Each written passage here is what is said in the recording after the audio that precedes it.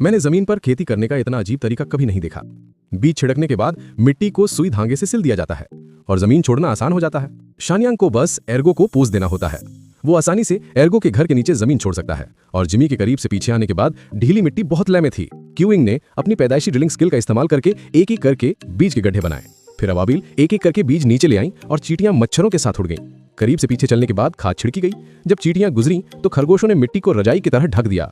बाघ ने नदी के भारी पानी को ले जाने के लिए अपने मुंह की ज्यादा क्षमता का इस्तेमाल किया। आखिर में ये सब मटर पर डाल दिया गया। एक पल में एक अजीब बारिश हो गई और इस आम खेती के तहत मक्का उगाया। जल्द ही हुआंग चेंगचेंग के फल लबालब हो गए और टमाटर कमजोर नहीं थे। बस एक पल में उन्होंने मिशन पूरा कर लिया। पूरी बोतल लाल थी, फिर पत्ता गोभी थी। चुपके से कोई जगह नहीं बची थी और सब्जियां इकट्ठा करने वाला कुत्ता आगे बढ़ा। बस एक क्रॉसिंग के बाद पूरी फसल हो गई थी। ब्रेक के इनर्शिया का इस्तेमाल करके भी मक्का बाहर फेंक दिया। सबसे जरूरी बात एफिशिएंसी थी और बत्तखों ने तरबूज ले जाए, लेकिन वो इसे ज्यादा देर तक बर्दाश्त नहीं कर सकते थे। इसलिए उन्होंने तरबूज को आसानी से ले जाने के लिए सीधे पेट में डालने के लिए एक ब्लाइंड स्पॉट का इस्तेमाल किया। लेकिन उसके बगल में खड़ा स्ट्रॉमैन भी जल्दी में था। वो कूदने और हिलने लगा। फिर उसने हवा के जोर का इस्तेमाल करके हवा में ऊपर उठ गया।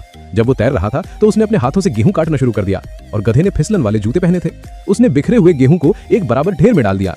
फिर 4 गायों के सहयोग से ढेर किया हुआ गेहूं जल्द ही वेयरहाउस भेज दिया गया और अंदर एक चूहा था। दूसरी बार गेहूं को साफ करने की जिम्मेदारी उनकी थी।